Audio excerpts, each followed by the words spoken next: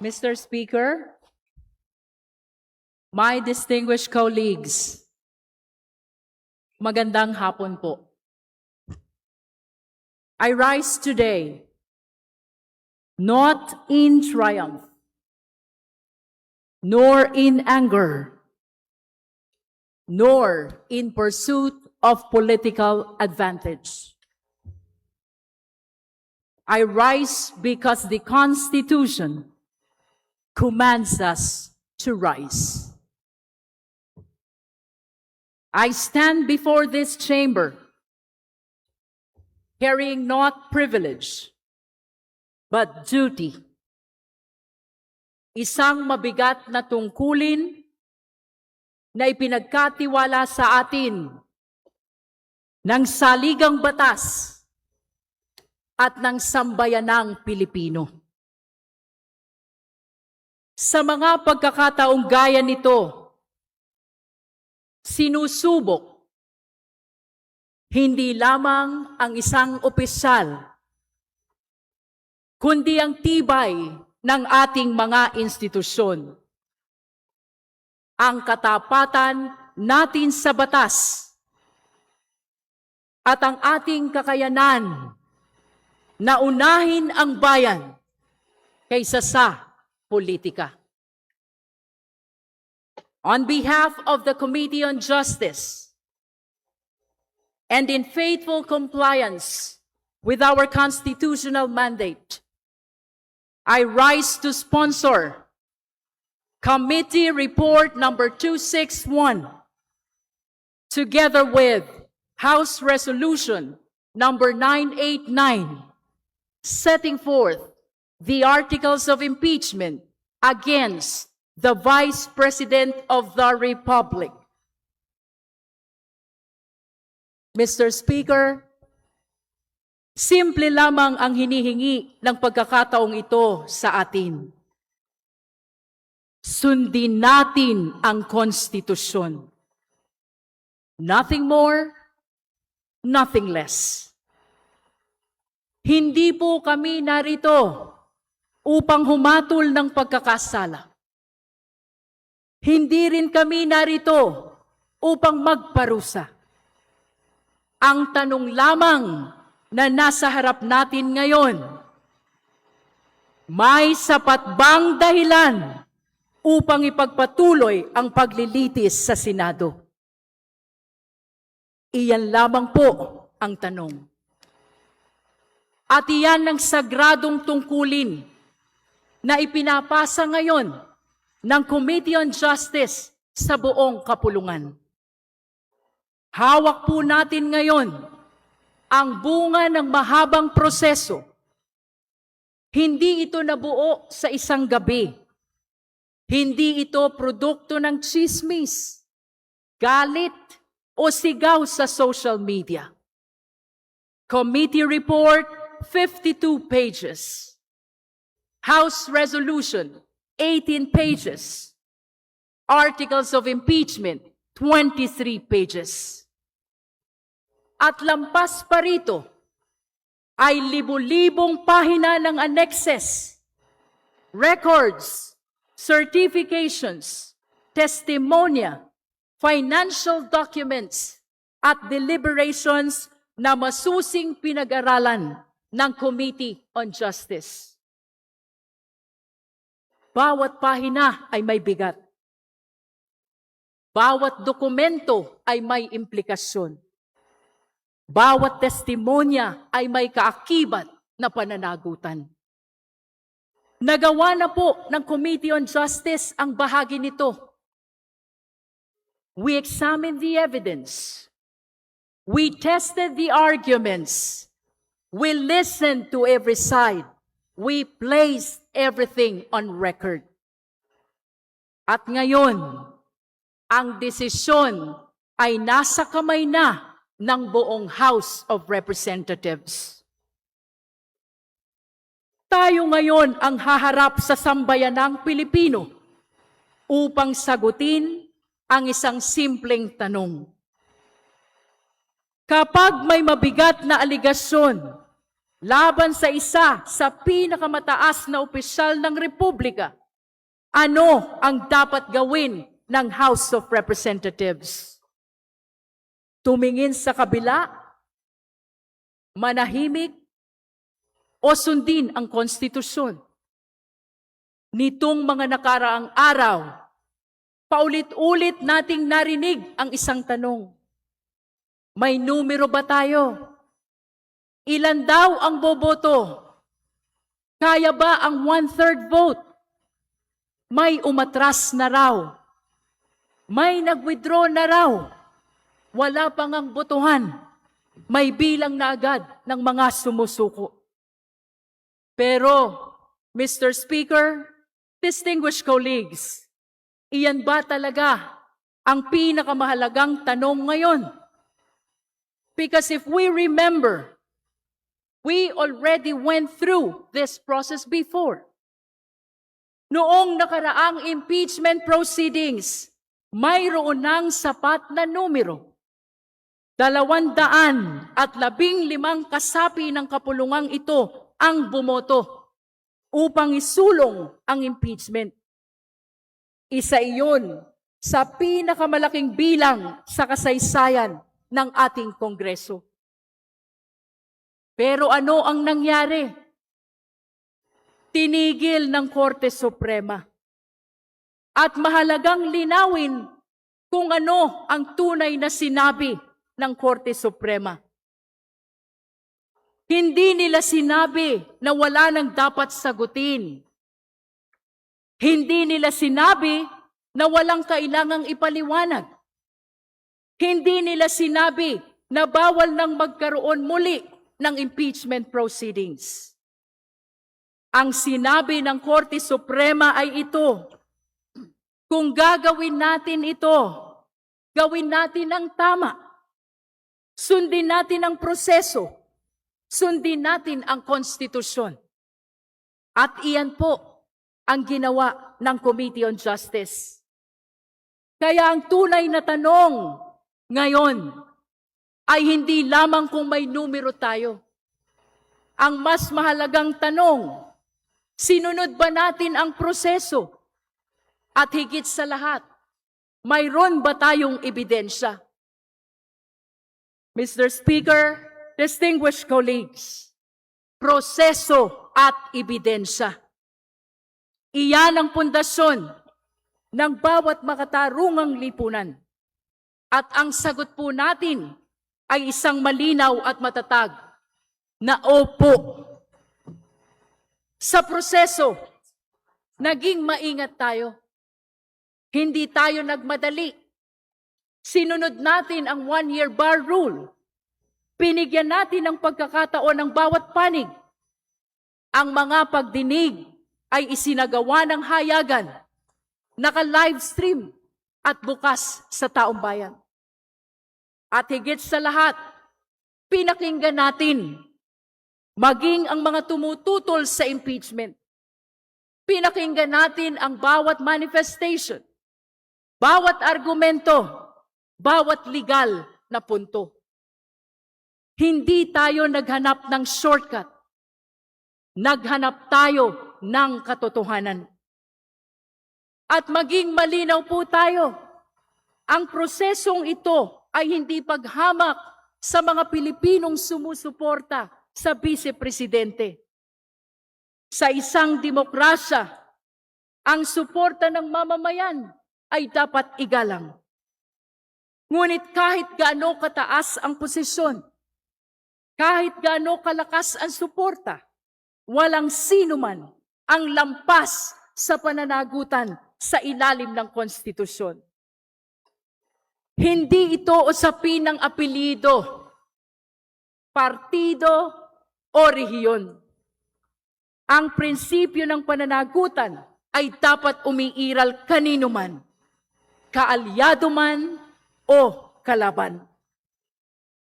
At kapag may aligasyon laban sa sino mang opisyal ng pamahalaan, maging miyembro man ng House of Representatives, Senado o Ehekutibo, dapat itong imbestigahan at sagutin sa ilalim ng batas. Walang puwang sa isang tunay na demokrasya ang selective accountability. At sa ebidensya naman, nakita natin ang mga dokumento na hindi maaaring ipagsawalang pahala.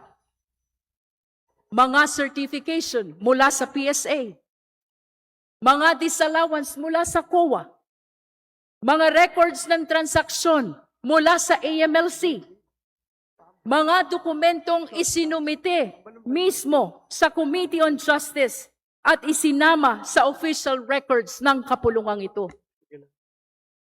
Nakakita tayo ng mga pangalang walang official records. Nakakita tayo ng mga confidential funds na idineklarang disallowed at pinababalik sa kaban ng bayan. At nakita rin natin ang ulat na nagpapakita ng bilyong-bilyong piso ng inflow at outflow na mga transaksyon sa loob ng maraming taon. Maaaring may paliwanag sa bawat transaksyon. Ngunit sa laki, lawak at pattern ng mga ito, tungkulin nating tiyakin na ang mga ito ay maipaliwanag ng lubos sa tamang forum at sa ilalim ng panunumpa. At habang pinag-uusapan natin ang bilyon-bilyong piso, alalahanin natin kung kaninong pera ito. Pera ito ng manggagawang pumapasok kahit kulang ang pamasahe.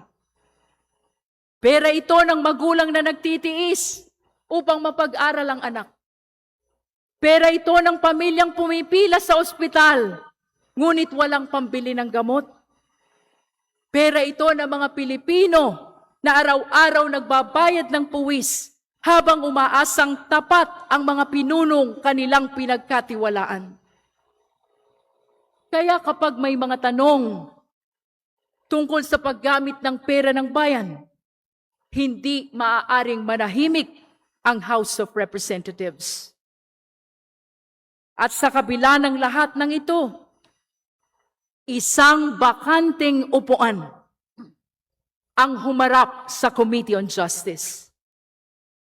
Hindi dumalo ang Vice Presidente upang personal na sagutin ang mga isyong ibinabato laban sa kanya.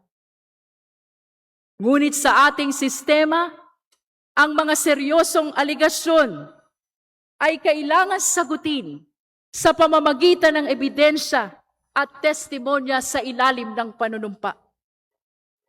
Gayunpaman, kahit wala siya sa pagdinig, pinag-aralan pa rin ng Committee on Justice ang bawat dipensang inilabas ng kanyang kampo.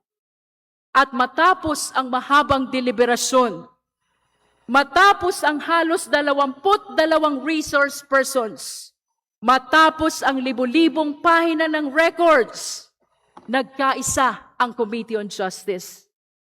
Unanimous po ang boto. The committee found probable cause to proceed with impeachment.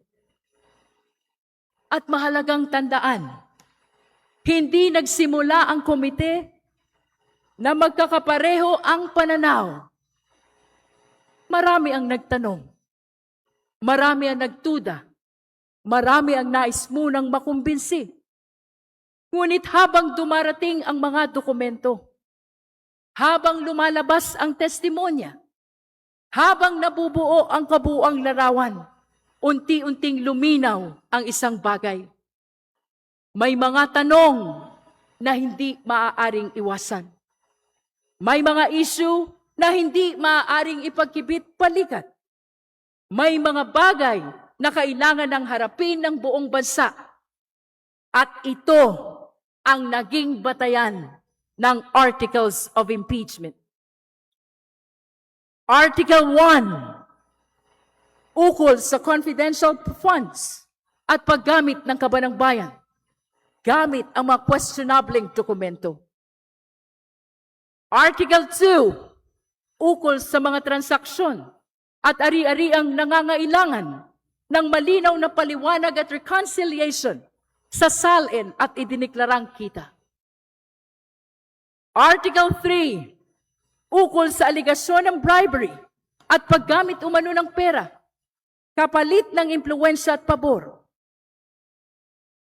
Article 4, ukol sa mga banta at mararahas na pahayag laban sa matataas na opisyal ng bansa na sa pananaw ng komite ay sapat upang litisin sa Senado. Mr. Speaker, distinguished colleagues, may mga aligasyong pinansyal na kailangan sagutin. May mga dokumentong kailangang ipaliwanag. Ngunit may isang bahagi ng usaping ito na higit na mabigat sapagkat hindi lamang pera ng bayan ang nakataya. Ang nakataya rito ay tiwala ng sambayanan at katatagan mismo ng ating republika. Sapagkat kapag ang isang mataas na pinuno ng bansa ay nagsasalita tungkol sa pagpatay sa Pangulo ng Republika, tungkol sa pakikipag-usap umano sa isang assassin, at tungkol sa posibilidad ng karahasan laban sa pinuno ng Estado, hindi maaaring ipagkibit balikat iyon bilang simpleng bugso lamang ng emosyon o ordinaryong alitan sa politika. May mga nagsasabing wala namang overt act. May mga nagsasabing emosyon lamang iyon. Ngunit, Mr. Speaker, distinguished colleagues, ang usapin dito ay hindi lamang kung may kasong kriminal. Ang usapin dito ay ang bigat ng mismong mga salitang binitawan ng isang pinakamataas na opisyal ng Republika. Sapagkat hindi pangkaraniwan para sa isang mataas na pinuno ng bansa na magsalita tungkol sa pakikipag-usap o pakikipag-ugnayan sa isang assassin kaugnay ng Pangulo ng Republika. Hindi ito simpleng init ng ulo.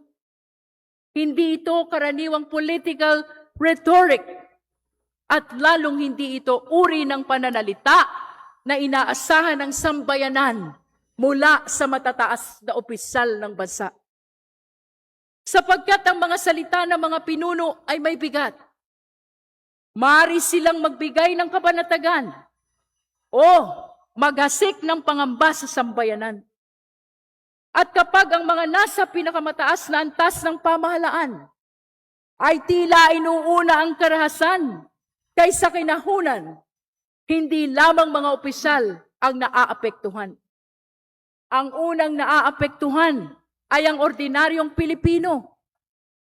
Ang manggagawang nangangambang mawala ng hanap buhay kapag nagiging magulo ang kalagayan ng bansa. Ang pamilyang hirap na nga sa taas ng presyo ng bilihin at lalo pang nangangamba kapag humihina ang tiwala sa pamahalaan at ekonomiya. Ang maliliit na negosyong umaasa sa katahimikan at katatagan upang patuloy na makaraos araw-araw. At ang mga magulang na ang tanging hangad ay isang ligtas, maayos at matatag na kinabukasan para sa kanilang mga anak. Sapagkat sa panahon ng krisis, hindi karahasan ang hinahanap ng bayan sa kanilang mga pinuno. Ang hinahanap nila ay kapanatagan. Hindi takot, hindi pangamba, hindi kaguluhan. Sapagkat ang tunay na lakas ng pamumuno ay hindi nasusukat sa tapang at karahasan. Nasusukat ito sa kakayahang magbigay ng kaayusan, kapanatagan sa sambayanan, lalo sa panahon ng pangamba. At ito ngayon ang isa sa mga tanong na kailangang harapin ng sambayanang Pilipino. Anong uri ng asal, paghusga at pamumuno ang inaasahan natin mula sa mga pinunong pinagkakatiwalaan ng sambayanan? Mr. Speaker, distinguished colleagues, ang mga articles of impeachment na nasa harap natin ngayon ay hindi simpleng political document. Ito ay salamin ng isang mas malaking tanong na bumabagabag sa sambayanang Pilipino. Anong uri ng pamumuno ba ang karapat-dapat sa ating bansa? sapagkat ang usapin dito ay hindi lamang legal. Ito ay moral, ito ay constitutional. At dahil moral at constitutional ang usapin, hindi maaring takasan ng alinmang institusyon ang tungkuling ito.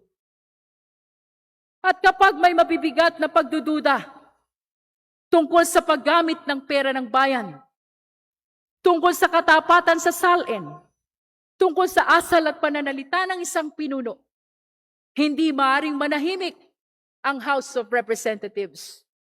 Hindi tayo maaaring magbulag-bulagan. Hindi tayo maaaring matakot. Hindi tayo maaaring maging kasabwat ng katahimikan. Mr. Speaker, distinguished colleagues, marahil ito ang isa sa pinakamabigat na boto na gagawin natin bilang mga halal na kinatawan ng bayan. Sapagkat ang pagboto natin ngayon ay hindi lamang tungkol sa isang tao. Ang pagboto natin ngayon ay tungkol sa uri ng republika na nais nating ipamana sa susunod na henerasyon. Kung mananaig ba ang pananagutan o ang takot? Kung mananaig ba ang katotohanan o ang ingay? Kung mananaig ba ang konstitusyon o ang kapangyarihan? At ngayon, balikan natin ang tanong na paulit-ulit nating naririnig. May numero ba tayo, Mr. Speaker? Distinguished colleagues, opo, meron po tayong numero. Ngunit ang numerong tinutukoy ko ay hindi lamang bilang ng boto. Nasa records po ang numero. 6.7 billion pesos. Iyan ang numerong kailangang may paliwanag sa sambayanang Pilipino. Iyan ang numerong hindi maaring ibaon sa limot. Iyan ang numerong nagtatanong kung may mga bagay bang kinakailangang lubos na may paliwanag sa sambayanang Pilipino. At sa Senado, naroon ang pagkakataon ng Vice Presidente na sagutin ng buo ang bawat aligasyon. Iharap ang kanyang ebidensya at marinig ng buong sambayanan ang kanyang panig. At kung hindi natin haharapin ang tanong na iyan ngayon, kailan pa? Kung hindi tayo kikilos ngayon, sino pa? Ang mga republika ay hindi bumabagsak sa isang iglap. Unti-unti silang humihina kapag ang pananagutan ay inuunahan ng takot. Mr. Speaker, distinguished colleagues, ang hinihingi lamang natin ngayon ay ipagpatuloy ang proseso. Bigyan natin ang pagkakataon ng Senado na dinggin ang buong katotohanan. Hayaan nating manaig ang ebidensya. Hayaan nating manaig ang proseso.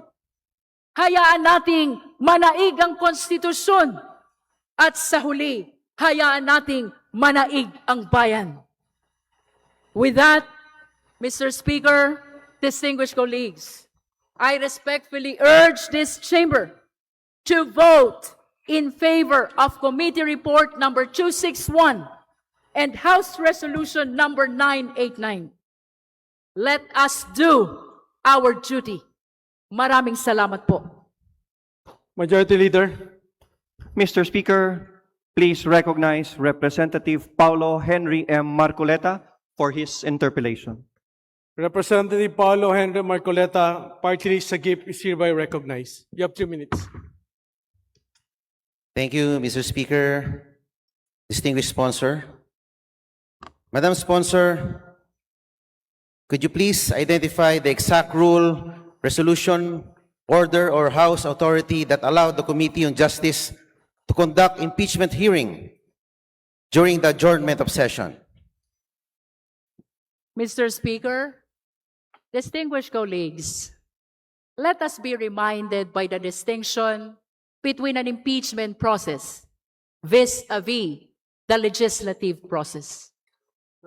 The impeachment process is governed by Article 11 of the Constitution, whereas the legislative process is governed by Article 6 of the Constitution.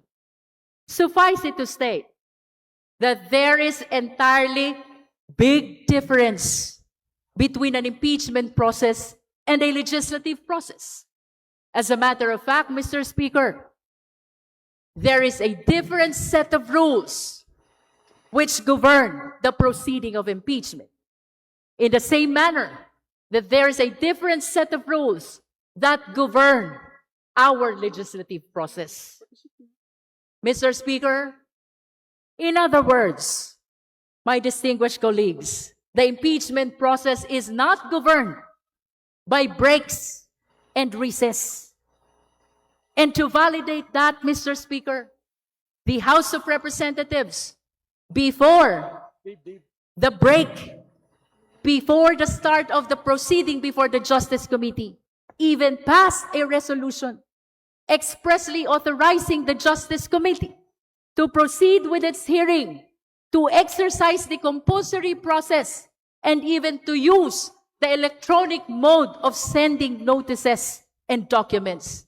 Mr. Speaker, in conclusion, there is nothing under the rule which prohibits hearing of the Justice Committee during recess. It must be remembered, impeachment process is entirely different from the legislative process. I submit, Mr. Speaker. So, Madam Sponsor, wala pong maipakita na dokumento ang distinguished sponsor authorizing the committee to conduct hearings during Mr. adjournment. Speaker, if I may continue, it seems to this representation that the honorable gentleman is not listening. I have cited already that the House of Representatives passed a Order. resolution. Order, please. Silence. That's why I'm asking for a resolution. Give me the copy. May I request for a 30-second suspension? Po ang karanasan ko sa komite. Meron ding audience participation. May palakpakan, may hiyawan din po. Kaya hindi na po bago sa akin itong ginagawa ng mga hakot ng mga audience na ito. Majority Anyway, Leader. Mr. Distinguished Representative Marcoleta, Majority Leader. Mr. Speaker, to address the request of the Honorable Marcoleta, may I request that the Secretary General be directed to provide the Honorable Marcoleta a copy of the relevant plenary resolution authorizing the conduct of hearings. Secretary General, please provide necessary corresponding copies. Please proceed, gentlemen. And if I may read Article 11, Section 3, Paragraph 2 of the Constitution. A verified complaint for impeachment may be filed by any member of the House of Representatives or by any citizen upon a resolution or endorsement by any member thereof, which shall be included in the order of business within 10 session days and referred to the proper committee within 3 session days thereafter. The committee, after hearing and by a majority vote of all its members, shall submit its report to the House within 60 session days from such referral together with the corresponding resolution. The resolution shall be calendared for consideration by the House within 10 session days from receipt thereof.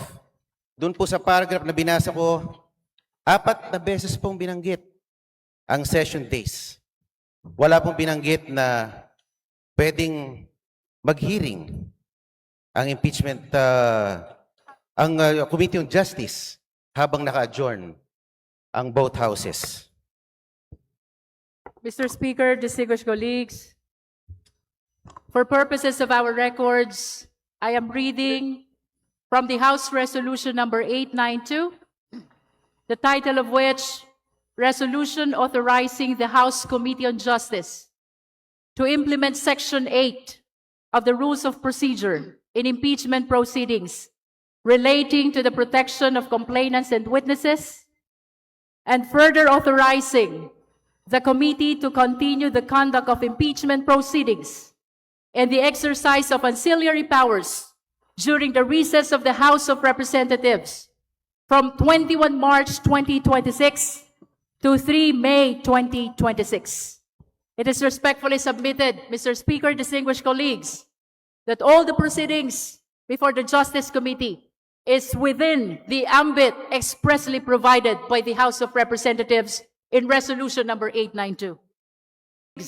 Based on our rules and based on the Constitution, it is not the impeachment complaint, but instead the articles of impeachment that was approved by the Justice Committee, which, upon approval of the House of Representatives, will be transmitted to the Senate. Consequently, Mr. Speaker, the basis of the trial is not the impeachment complaint, but the articles of impeachment. Which brings me to the follow-up question. Madam Sponsor, can you confirm for the record whether every factual allegation in the articles of impeachment appears in the verified complaints or in their attachment, and not merely in testimony or documents later introduced during the committee hearings?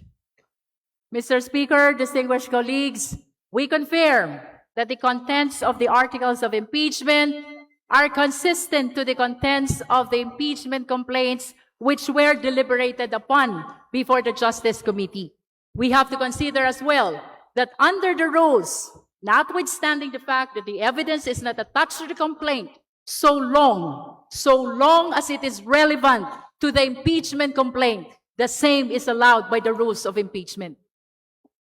Representative Ang Marcoleta, alam your ko po time kasi- is up.